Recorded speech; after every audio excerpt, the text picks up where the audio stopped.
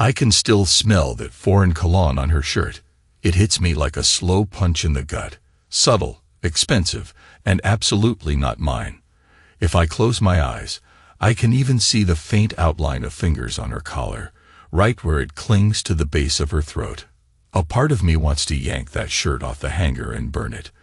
Another part just wants to run, escape the look in her eyes whenever she senses my suspicion. But I stand there, my hand frozen on the closet door, hearing my own breath stick in my throat. It's early evening. The house is quiet except for the soft hum of a neighbor's car driving by.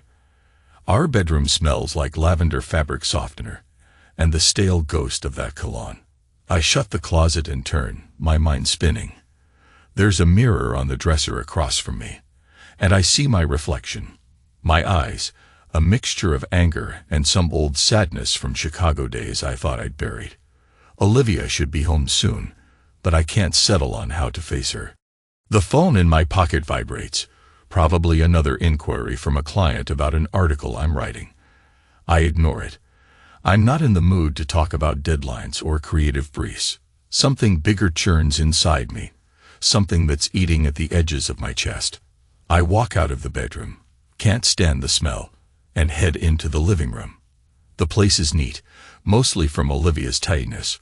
I'm the one prone to leaving papers scattered and coffee cups half-finished on every surface. But she's been different lately, more restless, as though no amount of tidying this house could fix whatever's going on inside her mind. And then she arrives. I hear the key in the lock, see the doorknob twist. My heart thuds in my chest. She enters like she always does, hair pinned back from teaching in the morning, wearing a light sweater over jeans. For a second, I catch a flash in her hazel eyes, startled, maybe, or guilty. She sets her bag down. "Hey," I say. My voice sounds dull even to me. She hesitates. "You're home early." I had to cut a meeting short. That's true, though it's not the only reason I'm here, waiting. She moves into the living room, and I watch her check the mail on the kitchen counter as if nothing's wrong. But something in her posture is stiff, her shoulders held a fraction too high. I feel that old, familiar pang in my gut, the same one I've wrestled with for months now. "You okay?" she asks, facing away, rifling through an electric bill and a grocery store coupon. I force a nod. "Yeah, just tired." I can't bring myself to mention the cologne. Not yet. Instead, I let the silence hang until she finally shifts awkwardly, turning to look at me. Her eyes meet mine, and for an instant, I'm assaulted by the memory of how we used to be. How years ago, she'd rush into my arms with that big, radiant smile. How we talked late into the night about our dreams, the kids we hoped to have, the life we wanted. But that memory is more fragile now, overshadowed by the knowledge of something new creeping between us. She steps closer. There's a moment of tension, her gaze flicking to my shirt, as if searching for some outward sign of my mood. "Ethan, is something wrong?" I exhale, quietly. "We need to talk, Liv." She sets the stack of mail down. Our living room feels smaller under this weight. The hush is deafening. "Talk," she repeats, her voice a bit higher. I swallow. A dozen accusations bubble in my throat, from the suspicious text messages to the night she stayed out with friends. But all that tangles in my chest. "Just talk," I finally say. "About us. About you and me. Where this is going." She's silent for a heartbeat. I've been busy with work. "The kids. They're not here right now," I interrupt, trying to keep my voice steady. "They're at Mom's house until tomorrow, remember?" She nods, then folds her arms across her chest. "Okay." And I see it in her posture, a guarded tension.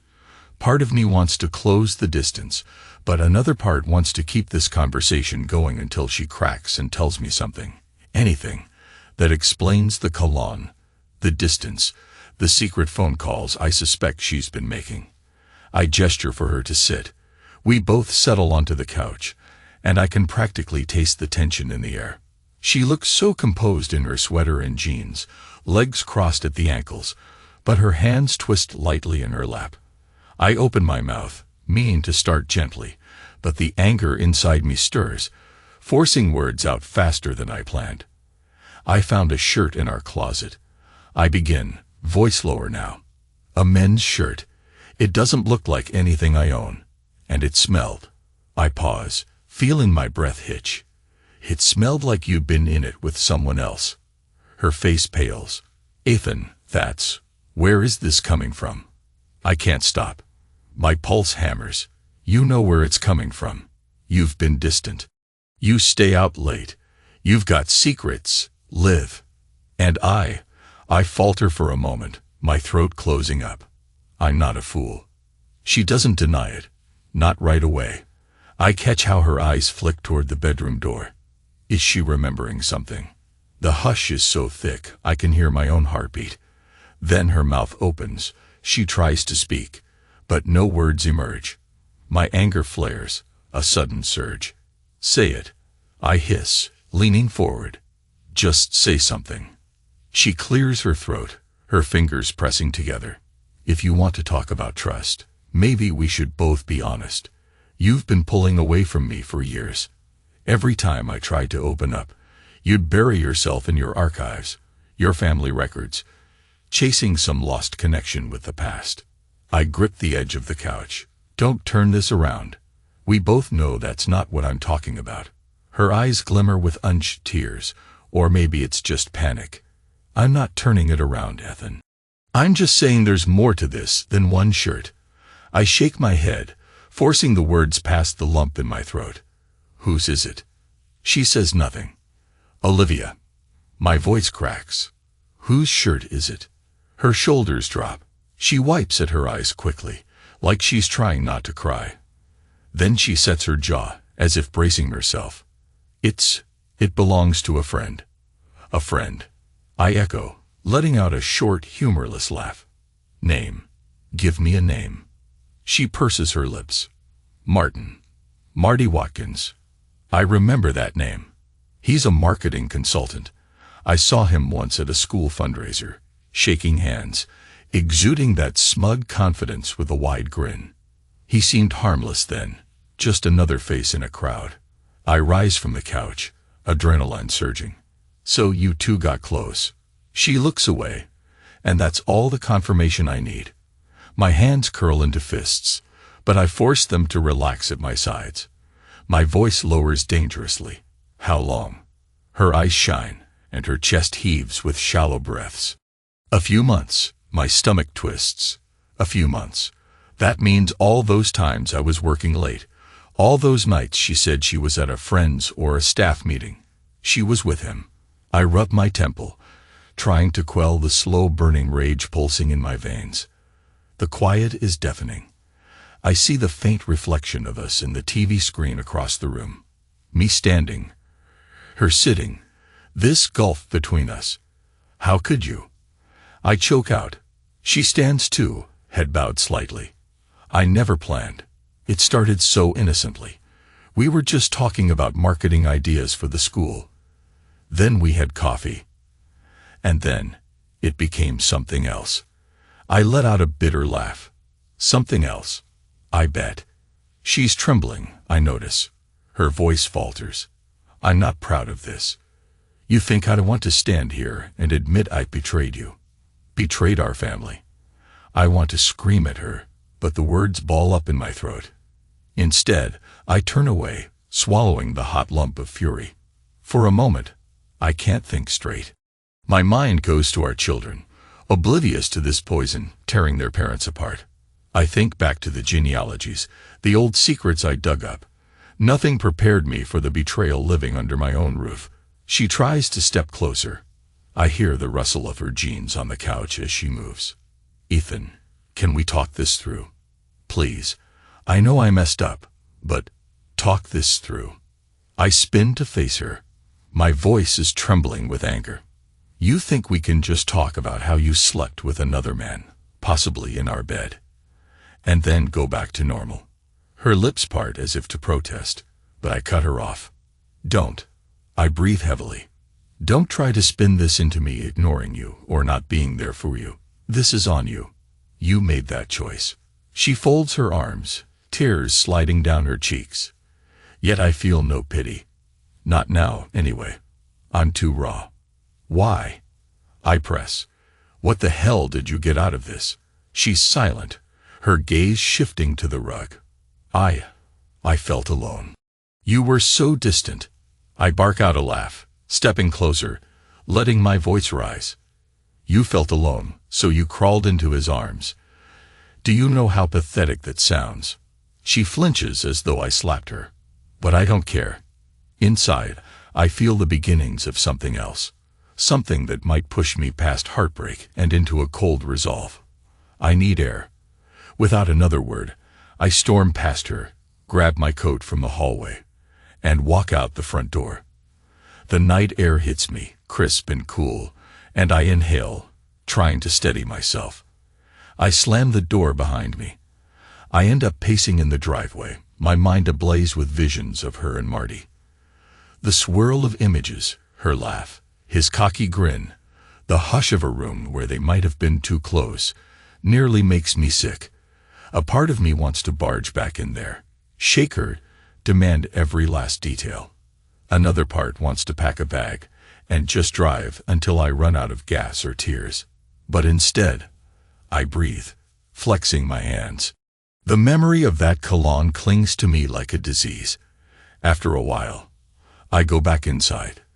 The living room is dark. She's turned off the lights. But I see her silhouette near the window, her shoulders hunched. Where is he? I say quietly, my voice sharp in the silence. She exhales. I don't know right now. Oh, come on. I flick the light switch. Her eyes glimmer with tears. Tell me, where does he live? A pause. Then, downtown, a loft near 10th. I let that sink in. My pulse thuds. And you've been there.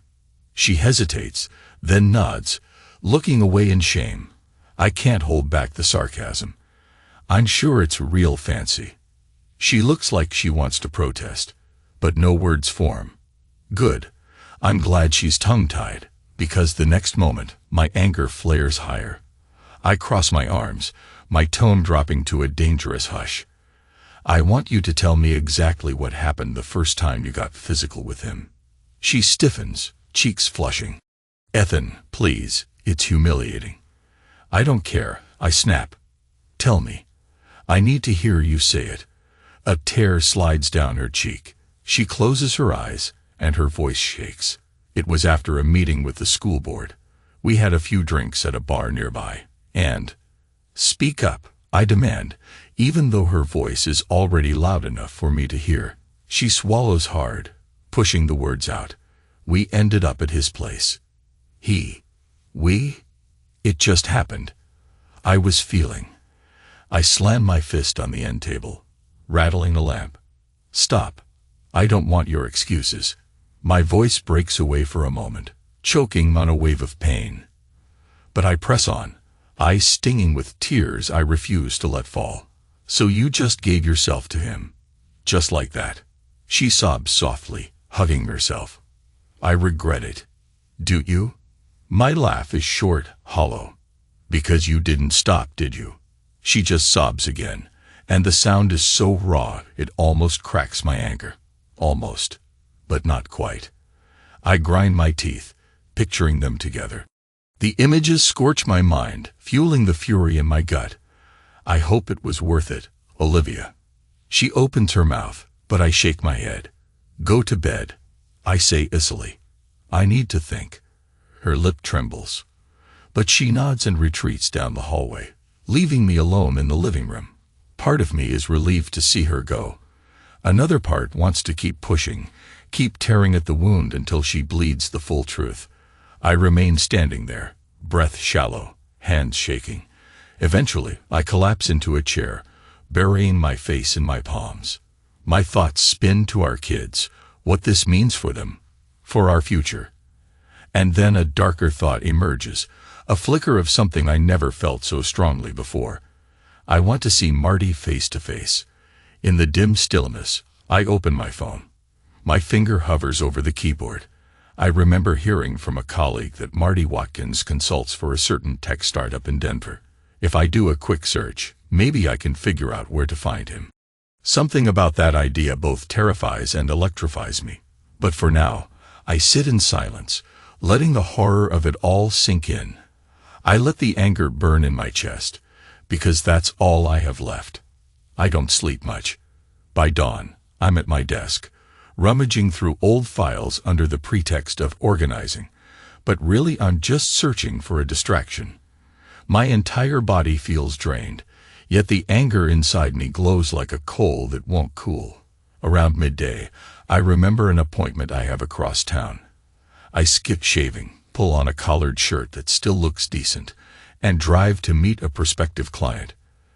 They talk about wanting an in-depth historical article.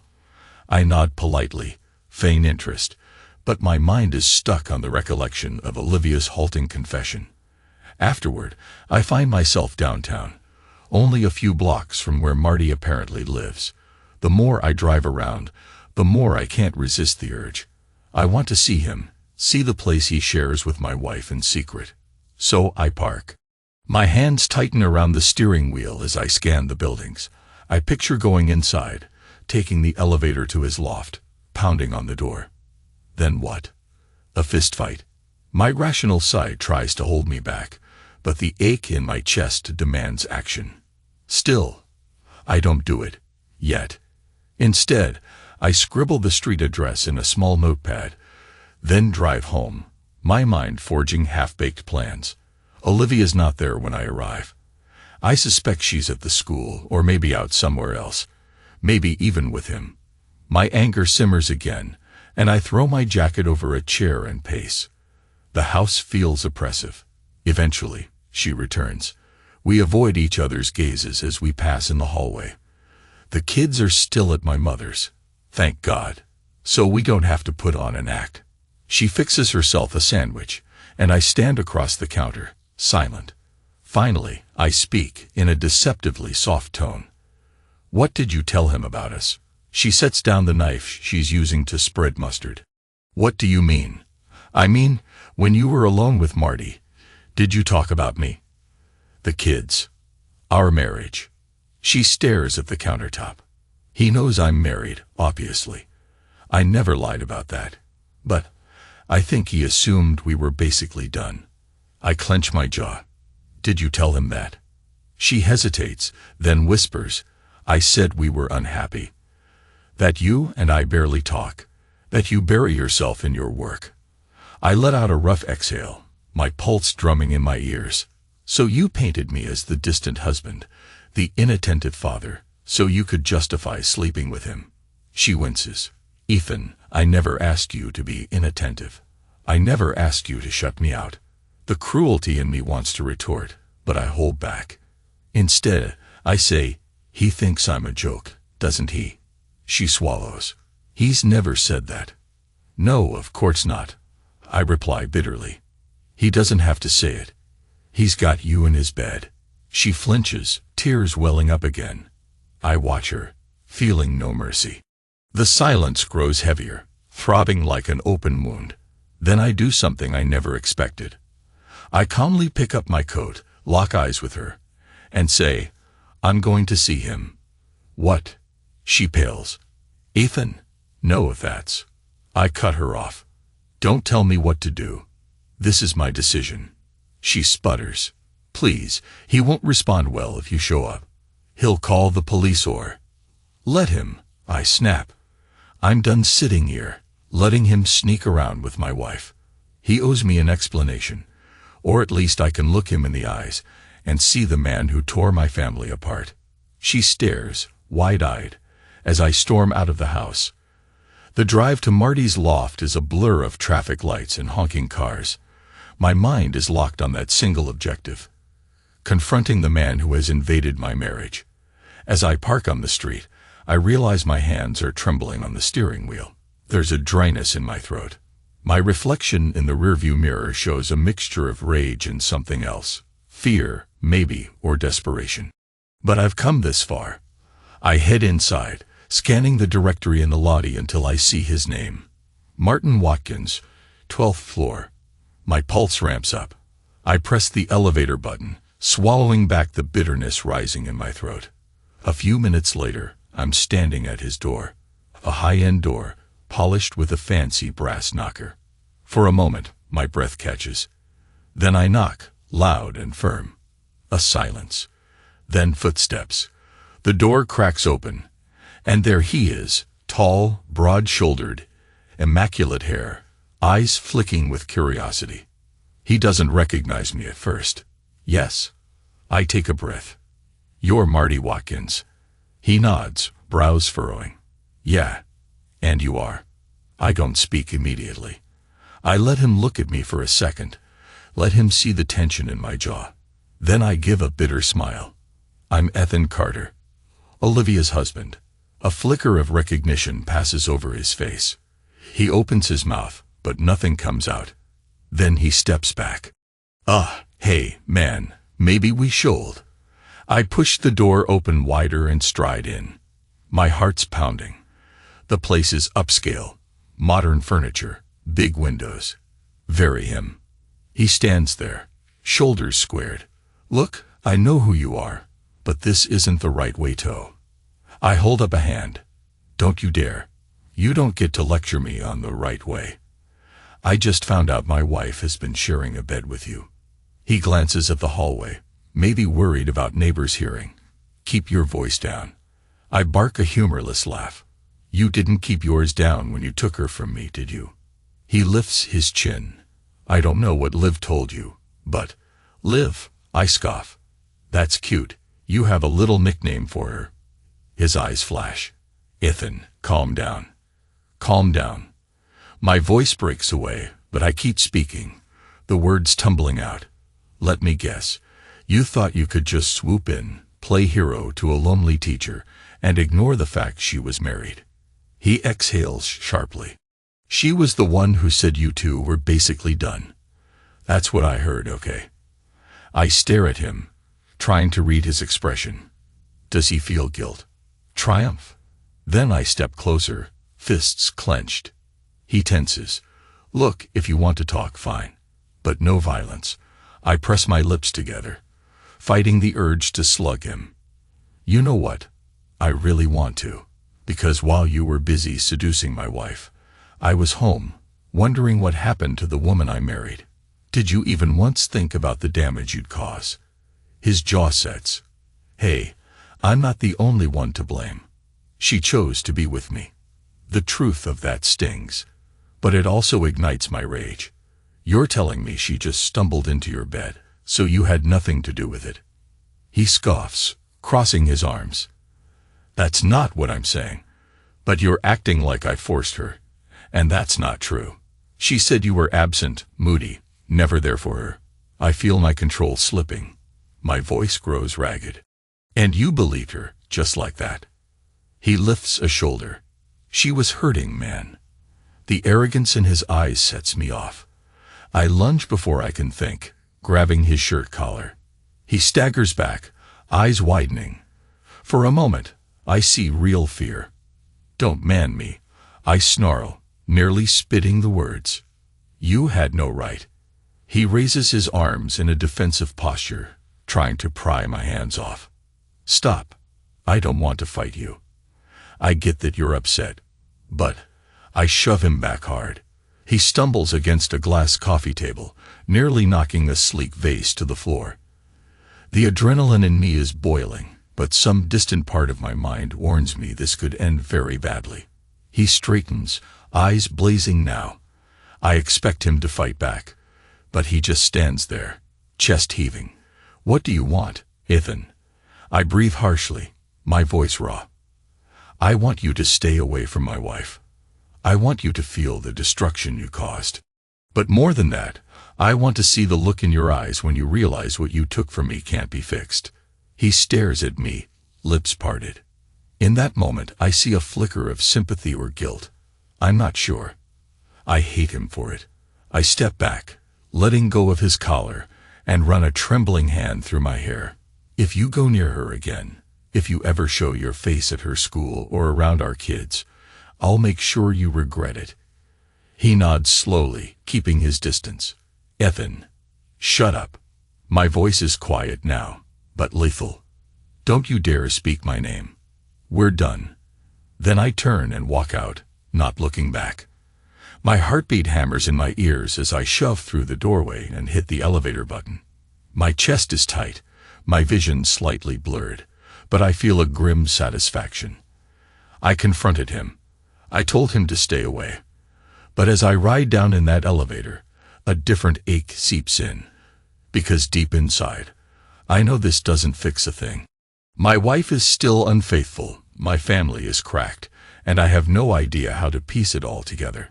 When I get home, Olivia rushes to the door, eyes red and swollen. She must have been crying ever since I left. Ethan, oh God, what did you do?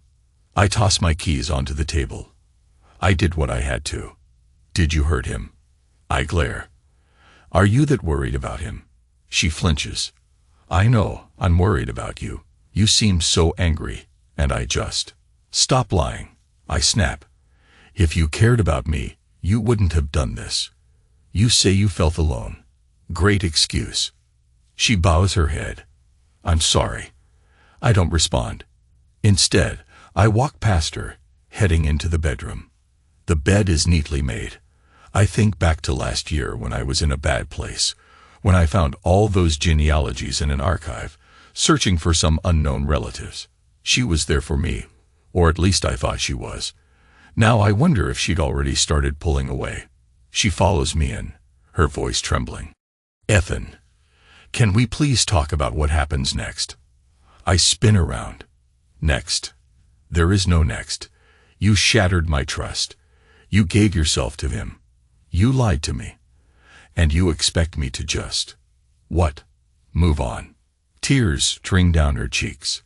I know I messed everything up, but we have a life. We have children. We owe them more than just giving up. My voice breaks away for a second, but I force myself to continue. You owe them. Don't talk about owing. You owe me honesty, but that's gone. How can I believe anything you say? She steps closer, her tone desperate. I'll do anything to fix this. Therapy, counseling, you name it. I'll cut him out, I swear. But please, don't throw our life away. She tries to put a hand on my arm. I jerk back as if burned. I can't even look at you right now. She shudders, tears falling. If you don't want to see me, fine. I'll give you space. But don't make any decisions you'll regret tomorrow. Please. Her words hang in the air, and I feel a storm of conflicting emotions. The anger is still there, but so is the memory of who we used to be. The mother of my children, the woman I loved enough to marry. Pack a bag. I finally say, my voice ice cold. Go stay somewhere else for a few days. I need to think. She stares at me, heartbreak etched on her face. Where am I supposed to go? You've got a sister in town. Stay there, or check into a hotel. I don't care, but I can't look at you right now. She wipes her tears, nodding shakily. Okay, she whispers. I'll go.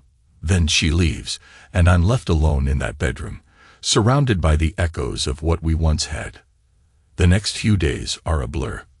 I bury myself in writing assignments, ignoring phone calls, ignoring everything but the primal need to figure out how I'll survive this. My mother notices something's off when I pick up the kids. I muster a forced smile, telling her Olivia's out of town for a conference. She eyes me suspiciously but doesn't press. For the kids' sake, I pretend life is normal. I cook them dinner, help with homework, tuck them into bed. My heart aches every time they ask about their mom. She'll be back soon, I say, forcing a smile. They sense the tension, though. They see it in my eyes. Late at night, I sit alone on the couch, memories swirling. I think about the day Olivia and I got engaged, how I felt unstoppable, certain of our future. I recall the births of our children, the joy in her eyes. Then I see her with him, naked bodies entwined, and the rage flares all over again. Amid this torment, a seed of revenge begins to grow in me. It's not enough to just chase her away or threaten him. I want both of them to feel what I feel. But how? I drift onto the internet, searching with bitterness. In a twisted moment, I consider exposing them on social media or sending pictures to the school. But something about that feels cheap, like a petty gesture that wouldn't satisfy this fury gnawing at my soul. Then I remember the genealogical records, how I found references to other relatives in the city, how secrets lurk in plain sight if you know where to look. And an idea slithers through my mind. Maybe there's a way to unearth something that'll humiliate Marty, or get him fired. He's well off, but maybe he has skeletons. I shake that off for the moment, not sure if it's worth the effort. Another wave of exhaustion settles over me. I'll figure this out. I mutter to the empty room. My voice echoes in the silence, heavy with unresolved pain. The next morning, I get a call from an unknown number. I answer, expecting some telemarketer, but it's him. Marty. His voice is subdued. Ethan, I just wanted to say, I'm leaving town for a bit. Some business conference. I thought maybe that'd give everyone space. I grip the phone, wanting to smash it. Why are you calling me? He exhales. Because I know how angry you are. I'm not trying to provoke you. You're what? Apologizing? He's silent for a second. Yes, I am. I'm sorry. I never intended to. I almost laugh. Never intended what? You seduced a married woman. He doesn't deny it. I know. It was wrong. I'm sorry. A cold numbness settles in my gut. You want absolution from me. He sighs. I wanted you to know I won't contact her again. Something about his sincerity annoys me. Good, because if you do, I'll make your life miserable. He doesn't respond for a moment, then says quietly, understood. I hang up. My hands are shaking. It's not enough. I feel no satisfaction. Rage still roils in my chest, feeding on itself. If I don't find a release, I'll drown in it. Olivia texts me that afternoon. I need to talk to you in person. Please. I ignore it. Another hour passes, and she texts again. I won't come by unless you say it's okay. But we need to figure out how to handle the kids. She's right, of course. We do. I send a brief response. Tomorrow, 8 p.m. The next day, I send the kids to my mom's again. I wait in the living room, replaying how I want this conversation to go. Part of me imagines eviscerating her with every angry word I've bottled up. Another part warns me that I might say things I can't take back. At 8 p.m. sharp, she walks in. She looks tired, like she's been living on coffee and regret. I remain seated. She stands awkwardly near the door. Can I sit? She asks quietly. I nod, and she settles onto a chair opposite me. For a long moment, neither of us speaks. Finally, she breaks the silence. I've been staying at my sister's. She's been asking questions. I haven't told her everything. I shrug. Doesn't matter. Her voice wobbles. It matters to me. She's my sister, and she sees I'm a wreck. I stare at her, stone-faced. You are, She closes her eyes for a second, inhaling. Yes. Because I realized what I risked. What I lost. I snort. A bit late for that epiphany. She leans forward, trembling. Ethan, I know I betrayed you. I can't take that back, but I want a chance to make this right. Whatever that looks like. I glower at her, my fury riding just beneath my skin. Make it right. Our kids are stuck in the middle, and I'm supposed to figure out how to keep this family from imploding. She lowers her head. I don't expect you to forgive me overnight. But can we at least try counseling? Or if you want me to move out completely, I will. Just, let's not tear each other apart in front of the children. I bark a short laugh. That's rich, considering you already tore us apart. She swallows, tears brimming. I know. I clench my hands. My voice breaks away, but I push forward. I can't look at you without seeing him, without thinking about the nights you spent together, the secrets, that damn cologne. A tear slides down her cheek. She starts to say something, but I cut her off. You want to talk? Fine. I want to hear you say how it happened. Step by step. Every lie you told me. Her eyes widen. Ethan, that's... Do it, I hiss. You came here asking to talk, so talk. Show me how sorry you are. She quivers, tears spilling. And slowly, haltingly, she tells me. Every time she told me she was working late, every excuse for a friend's birthday dinner that didn't exist. He'd pick her up from the school parking lot. The nights they spent in his loft or occasionally at cheap hotels. The anxiety. You did all that, and you want me to just... What? Patch things up. She sniffles, wiping her face on her sleeve. I'm asking for a chance. I'll do anything. My anger surges, but then a cruel sort of clarity settles over me. Anything? She nods, desperation in her eyes. I stare at her for a long moment. Then I speak, my voice eerily calm. All right. Let's see if you can prove it. She waits, uncertainty flickering across her features. I lean in, dropping my tone. Stop seeing him entirely. Fine. Cut off all contact. But that's not enough for me. I want you to own up to it in front of your sister, in front of your parents. I want you to feel the shame of them knowing you jeopardize your family for a fling. Her mouth falls open. Ethan, that's humiliating. Yes, I say coldly. It is. She hesitates, tears refilling her eyes. I'll do it, she whispers. If that's what you want.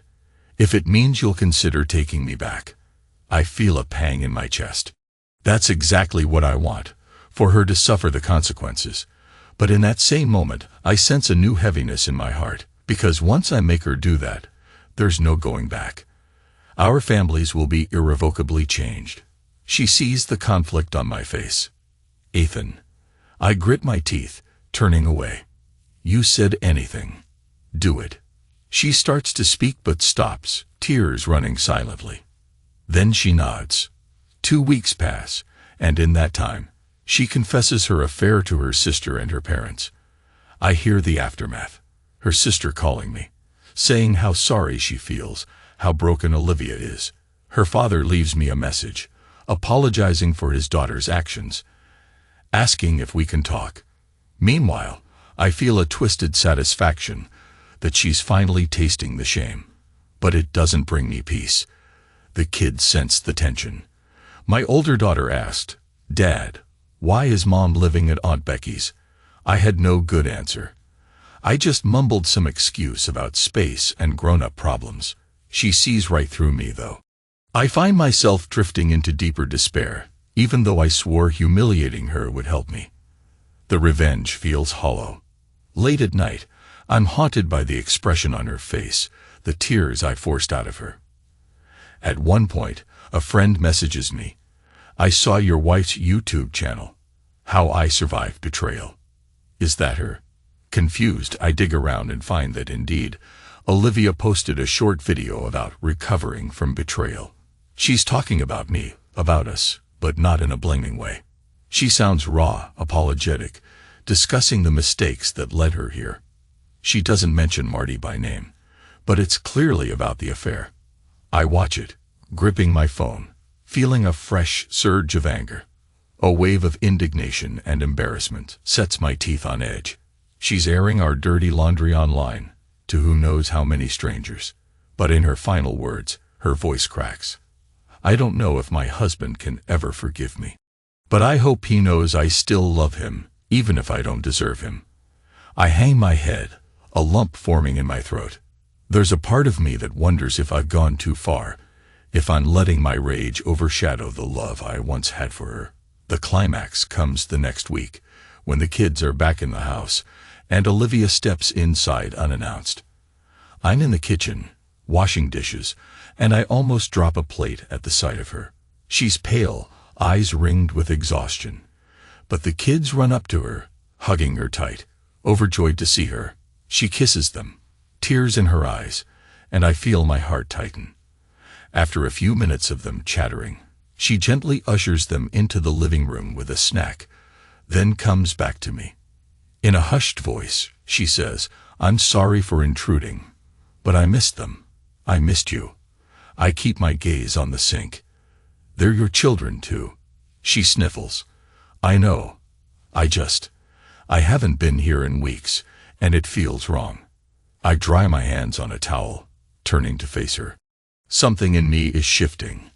I'm still furious, still hurt, but also aware that the kids deserve better than this indefinite standoff.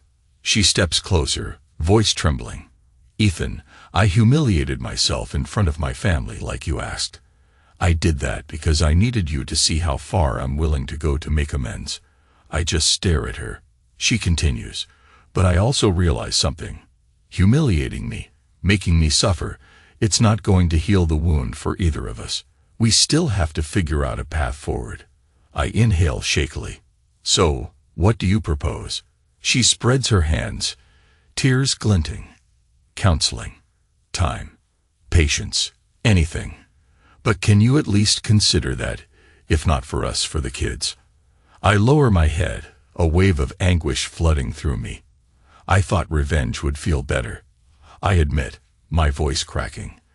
"But I still can't sleep, can't stop picturing you with him." She gently places a hand on my arm. I resist the urge to yank it away.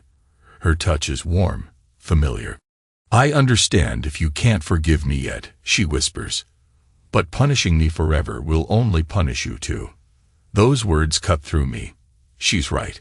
I can sense that the more I lash out at her, the more I trap myself in this vicious cycle of pain. My voice breaks. "I hate what you did. It destroyed something inside me." She nods, tears slipping down her cheeks. I know. We stand there, the tension thick. In the background, I hear the kids laughing at some cartoon. Our kids, who deserve two parents that at least try to salvage something. At last, I let out a breath. "I'm not promising I'll forgive you," I say, voice uneven, "but I'll try counseling for the kids' sake." That's all I can say right now. She exhales, relief mingling with sorrow in her expression. "Thank you. I'll do whatever it takes, Ethan." I nod, my throat tight. That's all there is to say at the moment. Over the next few weeks, we go to therapy sessions. We sit in a small office, bland paintings on the wall, a box of tissues on the table. The counselor listens as we pour out our pain. I confess how betrayed I feel, how my father's history with infidelity made me extra fearful of losing my own family. Olivia admits the guilt that eats at her. We talk about what we can salvage and what might be gone forever. It's a slow, grueling process. Sometimes we make a little progress, and other times I explode, raging about the images I can't get out of my head. Olivia weeps, apologizes, tries to hold my hand. We're a mess. In the midst of all this, Marty remains absent. He's apparently traveling for work. Good riddance. I still think about confronting him again, about making him pay more. But I recall the emptiness I felt after the last showdown. I'm not sure it's worth losing my mind over. Meanwhile, the kids sense the shift. We're not yelling in front of them, but there's tension in the air, the hush of unspoken issues. My older daughter glances at me with worried eyes. My younger one just wants to be tucked in at night by both parents, and I keep remembering the genealogical archives I obsessed over, how ironically I was searching for answers in the past while ignoring the cracks forming in my marriage right here. We each retreated into our own worlds, mine with family history, hers with a charming stranger. Eventually, the day comes when the counselor asks, "Do you want to continue living apart, or is there a possibility of reuniting under one roof?" I glance at Olivia. She's twisting a tissue in her hands, eyes rimmed with sadness. She glances up at me, lips trembling. "I'd like to come home," she whispers. "But only if that's what Ethan wants." I swallow hard. A wave of emotion washes over me. Anger, longing, regret, confusion. I look at the counselor.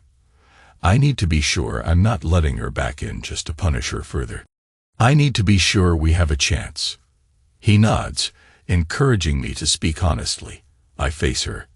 I still feel anger. Sometimes I wake up furious, remembering the smell of that damn cologne. But part of me also misses the life we built, the closeness we used to have. A tear slips down her cheek. I do anything to regain your trust. I exhale shakily. Trust is earned. Slowly. If I let you come home, we do this on my terms. Open phone policy, counseling, honesty about where you go and with whom.